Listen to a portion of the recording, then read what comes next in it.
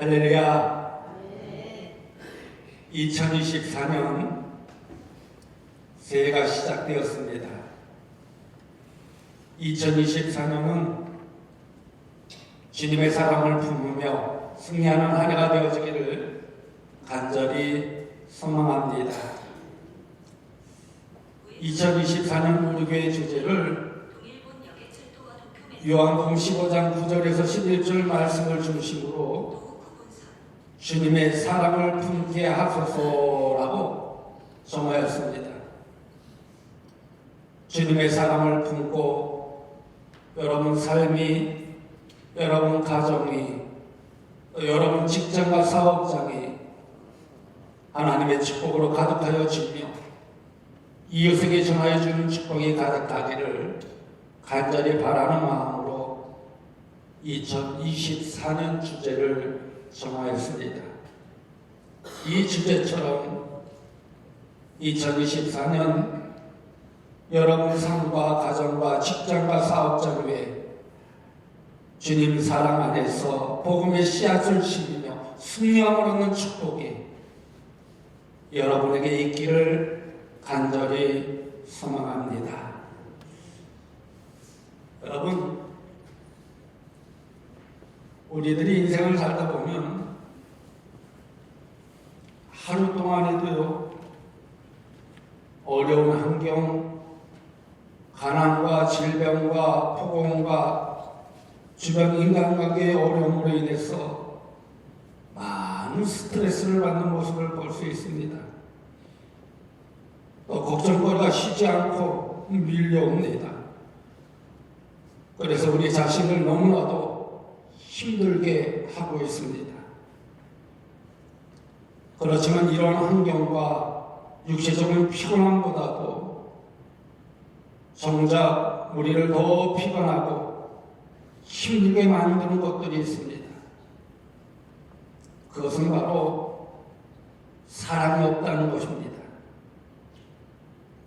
그러나 우리의 가슴에 진실된 사랑을 간직하고 있다면 모든 것을 참고 견딜 수 있는 힘이 생기게 됩니다. 아무리 삶이 힘든 상황 속에 있다고 해도 그 속에 사랑을 주고받으면 그 사랑은 상당히 많은 부분에서 우리에게 힘이 생기게 되고 용기가 생기게 되고 소망과 희망을 갖게 된다는 것입니다. 부부의 사랑을 노래하는 가수라고 잘 알려진 김종환 씨가 있습니다. 이 가수 김종환 씨가 병든 아내를 생각하면서 만든 노래가 있다고 합니다. 아마 우리 학생들도 또 우리 어른들도 다 알 거예요. 사랑을 위하여라는 노래입니다. 또 100년의 약속 같은 노래도 있습니다. 이 노래를 부를 때마다 많은 사람들이 감동을 받는다고 합니다. 100년의 약속이라는 노래 가사를 보면요, 내가 선택한 사랑의 끈에 나의 청춘을 묶었다. 당신께 드려야 할 손에 꼭 쥔 사람을 이제야 보낸다. 내 가슴에 묻질 않은 현실의 무게 속에도 우리가 잡은 사랑의 한계 속의 눈물도 이젠 끝났다. 세상이 힘들 때 너를 만나 잘해주지도 못하고 사는 게 바빠서 단 한 번도 고맙다는 말을 못했다. 100년도 우린 살지 못하고 언젠가 헤어지지만 세상이 끝나도 후회 없도록 널 위해 살고 싶다. 100년의 약속 중 한 가사입니다. 여러분, 왜 이런 가사의 마음도 하나님의 형상대로 짐을 받았음에도 이 노래 가사에 일반 사람들이 감동을 받을까요?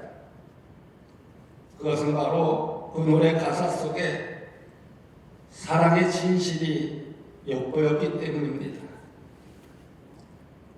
이러한 일반적인 사람의 마음도 하나님의 형상대로 지음을 받은 우리에게 주신 하나님의 선물이요, 또 넓은 의미에서는 일반적인 윤중에 해당한다고 볼 수 있을 것입니다.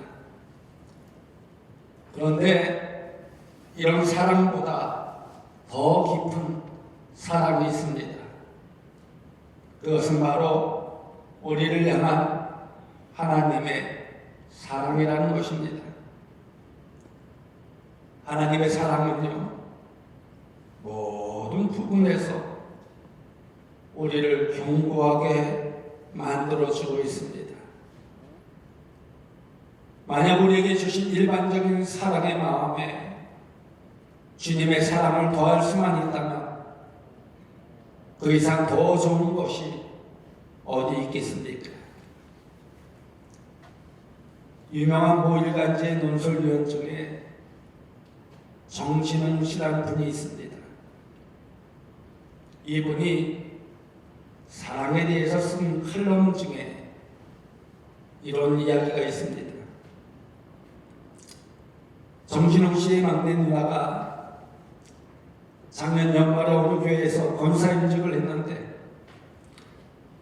임직식 날 막내 누나가 입은 한복이 낯이 익었습니다.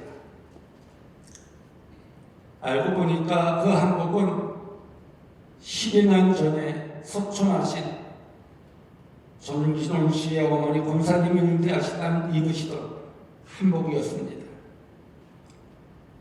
그런데 이 어머니는 160cm도 안 되는 분이었고 막내 누나는 170cm가 넘는 분이었다고 합니다. 그래서 이 정진웅 씨의 어머니는 막내딸의 키에 맞춰서 한복을 맞췄는데 자신은 대충 접어서 그 한복을 입었다는 것입니다. 그렇게 하신 이유가 무엇인가 했더니 그것은 막내딸이 지금 어렵고 힘들지만 신앙생활을 열심히 해서 언젠가는 권사가 되었을 때 그 한복을 입으라고 그렇게 만드셨다는 것입니다. 그 이야기를 막내 누나로부터 전해 들으면서 그 어머니의 사랑의 눈물을 함께 흘렸고 비록 다른 사람들보다 낡은 한복이었지만 가장 아름답게 보였다는 것입니다. 여러분, 주님의 마음으로 덧입혀진 어머니의 사랑이 참으로 감동적이지 않습니까? 짧은 이야기지만 2024년 우리들이 그리스도인으로서 어떤 삶을 살아야 하는지를 잘 이야기해 주고 있다고 생각합니다. 그러면 우리가 어떻게 사는 것이 하나님의 자녀답게 복을 받으며 사는 것일까요? 그것은 바로 서로 사랑하며 살아야 한다는 것입니다. 그러면 서로 사랑하기 위해 어떻게 해야 할까요? 그것은 먼저 주님의 사랑을 품고 살아야 된다는 것입니다. 오늘 본문 말씀은요, 포도나무 비유 중의 일부입니다. 주님께서는 우리들에게 주님의 사랑 안에 거하라고 말씀하셨습니다. 오늘 본문 9절의 말씀을 보십시오. 아버지께서 나를 사랑하신 것 같이 나도 너희를 사랑하였으니 나의 사랑 안에 거하라. 이 말씀은 포도나무 원줄기 되신 주님과 가지가 된 우리와의 관계가 이 사랑의 관계여야 한다는 것을 말씀하여 주고 있습니다. 그러기에 우리들이 포도나무 원줄기 되신 예수님의 사랑 안에 거한다면 그것은 하나님 아버지께서 예수님을 사랑하신 것처럼 예수님을 우리를 사랑하셨기 때문이라는 것입니다. 열매 맺기 위해서 붙어 있고 기도 응답 받기 위해 붙어 있는 것도 중요하지만 우리들이 주님 안에 거해야 할 가장 중요한 이유는 주님을 사랑하기 때문이라는 것입니다.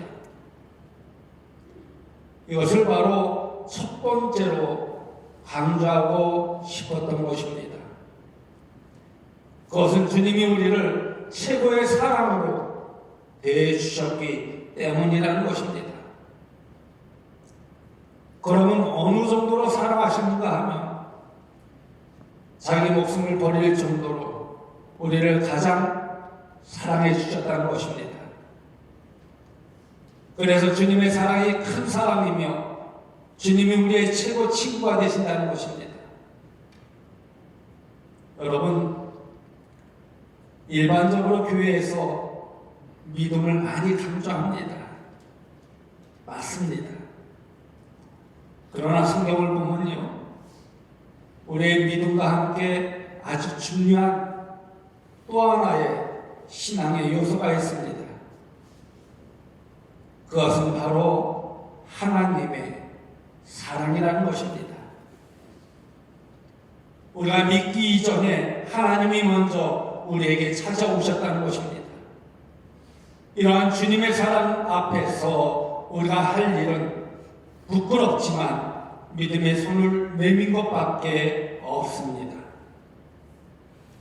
그래서 찬송가 404장의 내용처럼 하늘을 두루마리 삼고 바다를 먹물 삼아도 그것인 하나님의 사랑을 다 기록할 수 없다는 것입니다.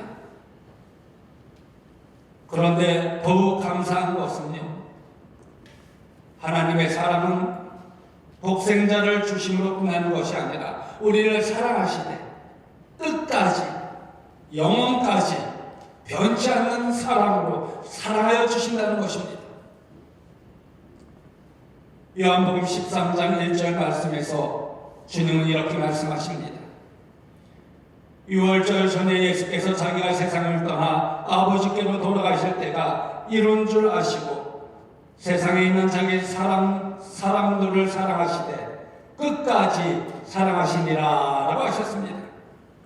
이 말씀은 자기 사람들을 사랑하시되 변치 않고 끝까지 사랑하시는 사랑, 이것이 바로 주님의 사랑이라는 것입니다. 어떤 상황 속에서도 변치 않고 끝까지 사랑하신 그 주님의 사랑이 바로 우리들에게 갖가지 어려움과 역경을 이길 수 있는 힘을 주신다는 것입니다. 그러기에 우리는 주님의 사랑을 품고 살 때 그 어떤 어려움 속에서도 역경 속에서도 담대히 이길 수 있는 힘이 생기게 된다는 것입니다.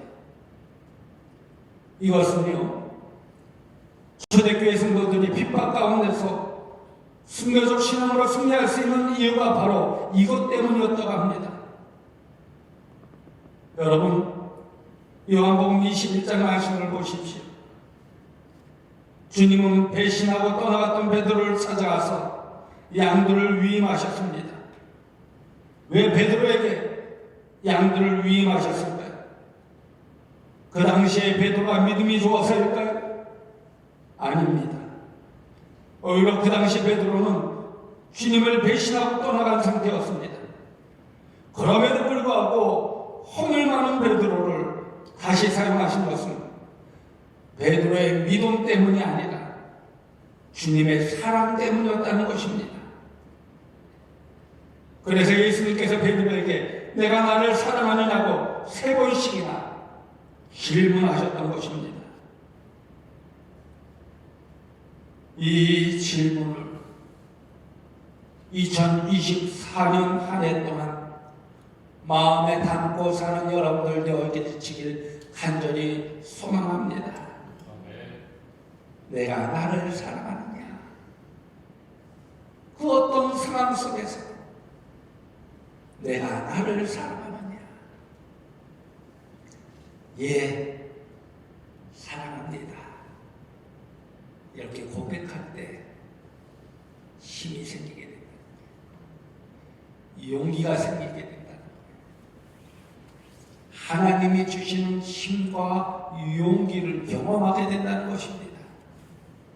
그래서 세상을 이길 힘을 체험하게 된다는 것입니다. 전해 오는 이야기에 의하면 베드로는 주님의 이러한 사랑과 은혜에 감격해서 평생 동안 다 울음소리가 들릴 때마다 눈물을 흘렸다고 합니다. 그러기에 여러분, 주님의 변치 않는 그 사랑이 우리를 견고하게 만드는 줄 여러분 믿으시기 바랍니다. 그러므로 우리도 그 주님의 사랑을 마음에 품고 살아가야 된다는 것입니다. 다음으로 우리가 서로 사랑하기 위해 어떻게 해야 할까요? 그것은 바로 주님의 사랑으로 서로 사랑하며 전해야 된다는 것입니다. 요한복음 15장 10절에서 12절 말씀을 보면요, 내가 아버지의 계명을 지켜 그의 사랑 안에 거하는 것 같이 너희도 내 계명을 지키면 내 사랑 안에 거하리라. 내가 이것을 너희에게 이루면 내 기쁨이 너희 안에 있어 너희 기쁨을 충만하게 하려 함이라. 내 계명은 곧 내가 너희를 사랑한 것 같이 너희도 서로 사랑하라 하는 이것이니라 라고 했습니다. 여기서 주님은요, 우리들이 교회 안팎에서 다른 사람들을 관계에서 사랑의 감각이 되기를 원하신다는 것입니다. 이것은 어떤 면에서 보면 믿음은 나와 하나님 사이에 개인적인 관계가 강조되는 측면이 있습니다. 그러나 사랑은 더불어 하는 것입니다. 서로 사랑하는 것이 우리의 할 일이라는 것입니다. 복음서가 중에 이 풍진 세상을 만났으니 우리의 할 일이 무엇이냐라는 찬양이 있습니다. 그 가사 중에 이런 내용이 있습니다. 이 풍진 세상을 만났으니 우리의 할 일이 무엇이냐? 믿음과 소망과 사랑 중에 제일을 사랑해라. 형제여 서로 사랑하자. 우리 서로 사랑하자. 사랑의 주님 계명 지켜 힘써서 사랑하자. 형제여 서로 사랑하자. 우리 서로 사랑하자. 사랑의 주님 계명 지켜 힘써서 사랑하자. 바로 이것이 우리가 할 일이라는 것입니다. 그럴 때 그 사랑을 통해서 하나님의 축복이 임한다는 것입니다. 그러면 사랑이 무엇일까요? 사랑은요, 관심이며 관심은 관계를 낳습니다. 우리가 주님을 사랑한다는 것은 곧 1차적으로 주님께 관심을 갖는다는 것입니다. 그리고 그 관심은 주님과 우리 사이에 친밀한 관계를 맺게 만들어준다는 것입니다. 사람과 사람 사이도 마찬가지입니다. 여러분, 속담에 구슬이 성알이라도 깨어야 보배라고 하였습니다. 그러기에 사랑은 가정 안에서 성알이라 되는 뛰어난 가족들을 하나로 꿰는 끈과도 같다라는 것입니다. 그리고 교회 안에서도 성원이라 되는 뛰어난 성도들을 하나로 꿰는 끈과도 같다라는 것입니다. 다시 말해 서로 사랑할 때 교회가 부흥하고 서로 사랑할 때 그 안에 하나님의 역사가 일어나고 서로 사랑할 때 그 안에 하나님의 기적이 나타나게 된다는 것입니다. 여러분, 우리 믿음의 성도들은 모두 성령님을 모신 존재들입니다. 성령님을 모신 자녀들의 특징 중에 하나가 무엇인지 아십니까? 뜨겁다는 것입니다. 여기서 뜨겁다는 것은 기도 중에 목소리 큰 것만을 의미하지 않습니다. 주님 안에서 서로 사랑하며 관심을 가지며 모든 언행이 따뜻하다는 뜻을 가지고 있습니다. 여러분, 하나님은 우리들에게 사랑을 원하십니다. 믿으십니까? 하나님은 우리들에게 사랑을 원하십니다.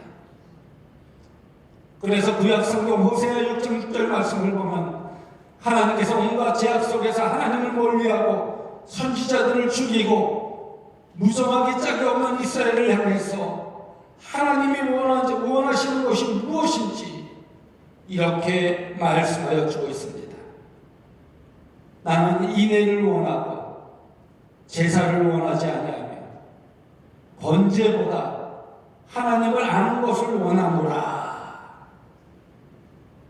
이 말씀을요 표준 세번역으로 번역하면 내가 바라는 것은 변함없는 사랑이지 제사가 아니다.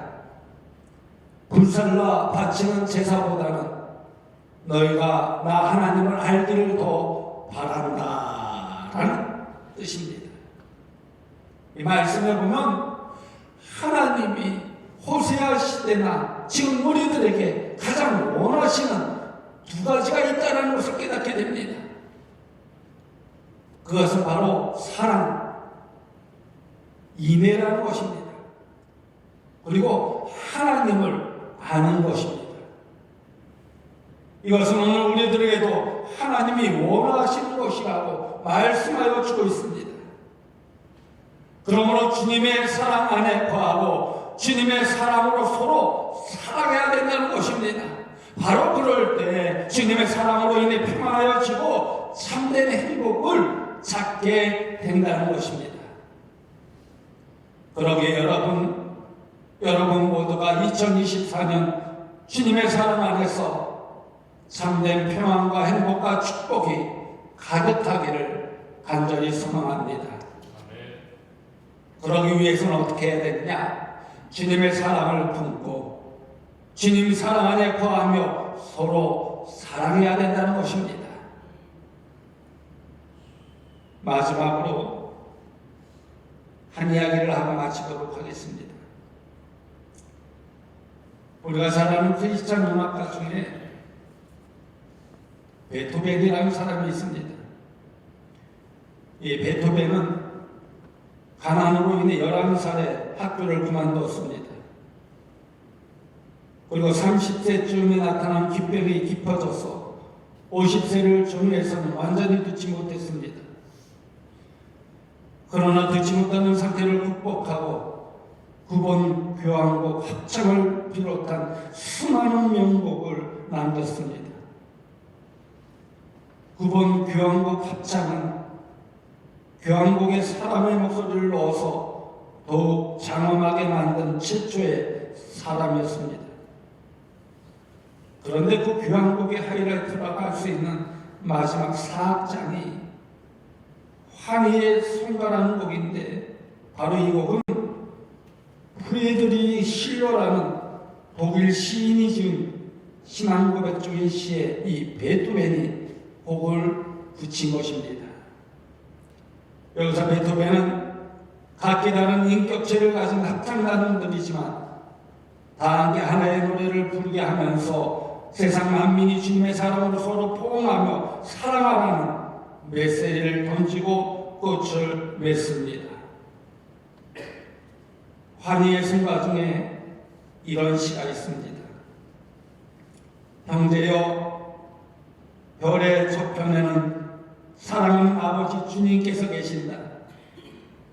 억만의 사람들이여 엎드려 빌겠는가. 세계 만민이여 창조주가 계심을 알겠는가. 별들이 수놓아져 있는 하늘 저편에서 사랑하는 주님을 찾으라. 별들이 지는 곳 그곳에 주님이 계시다. 백만인이여 서로 포옹하라. 바로 이것이라고 생각합니다. 세상이 아무리 힘들어도 우리들이 주님 사랑 안에 거하고 주님의 사랑으로 서로 사랑하고 그 사랑을 받으면 그 사랑이 우리를 승리하게 만든다는 것입니다. 그리고 우리의 작은 배려와 사랑이 그 어떤 상황과 역경 속에서도 우리를 승리하게 만든다는 것입니다. 그러므로 우리들이 세상 사람들이 가진 일반적인 사랑의 수준을 뛰어넘어 주님의 사랑으로 서로 사랑해야 된다는 것입니다. 그리고 주님의 사랑으로 서로 배려하고 때로는 내가 조금 손해보더라도 서로 용서하고 서로 포용해 주어야 된다는 것입니다. 그럴 때 그 사랑으로 인해서 2024년 하나님의 역사와 축복이 우리 삶 속에, 우리 가정 위에, 우리 직장과 사업장 위에, 우리 교회 위에 임하여진다는 것입니다. 그러기에 여러분, 2024년 우리 교회 주제처럼 주님의 사랑을 품으며 기쁨과 평안함을 얻으며 참된 행복 속에 승리함을 얻는 여러분들이 되시기를 간절히 소망합니다. 그 사랑으로 말미암아 여러분의 삶이, 여러분의 가정이, 여러분의 직장과 사업장이, 우리 교회가 하나님의 역사하심을 체험할 수 있기를 주님의 이름으로 간곡히 축원드립니다. 우리 모두 주님의 사랑을 품읍시다. 그 사랑 안에서 승리함을 얻읍시다. 그 사랑 안에서 하나님이 주시는 축복을 경험합시다. 다 같이 기도하겠습니다. 우리의 삶을 주관하여 주시는 하나님, 2024년 주님 안에서 우리를 새롭게 하시고 새로운 날을 허락하여 주신 은혜에 감사를 드립니다. 우리 모든 성도들이 2024년 새해를 맞아 우리를 향하신 하나님의 뜻과 계획을 알게 하시고 순종하게 하여 주옵소서. 그래서 자비로우신 하나님을 닮아 우리도 서로 사랑하고 사랑의 나라를 이루어가게 하여 주옵소서. 모든 것을 참으며 견디며 은혜를 베푸는 사랑의 삶을 실천하는 새해가 되게 하여 주옵소서. 그래서 사랑하는 삶을 기뻐하시는 하나님의 뜻을 따라 믿음과 감사함으로 순종하는 삶이 되게 하여 주옵소서. 또한 주님이 우리를 사랑하셨듯이 우리도 주님의 사랑 안에 거하게 하여 주옵소서. 생명을 주신 만큼 우리를 사랑하신 주님의 마음을 품받아 우리도 끝까지 사랑하는 마음을 품게 하여 주옵소서. 어떤 상황 속에서도 변하지 않는 주님의 신실한 사랑의 마음을 품고 사랑하는 성도들이 되게 하여 주옵소서. 그래서 오직 사랑으로 우리 앞에 놓인 어려움과 역경을 능히 이기는 삶을 살게 하여 주옵소서. 그래서 주님의 사랑을 품고 우리 삶의 모든 도전에 하나님의 축복으로 가득하게 하여 주옵소서. 그리고 주님 안에서 복음의 씨앗을 심으며 승리함을 얻는 축복이 임하게 하여 주옵소서. 그 안에서 서로 사랑함으로 친밀한 관계를 맺으며 2024년 하나님이 주시는 천국을 경험하는 삶을 살게 하여 주옵소서. 예수님의 이름으로 감사하며 축복하며 기도하옵나이다. 아멘.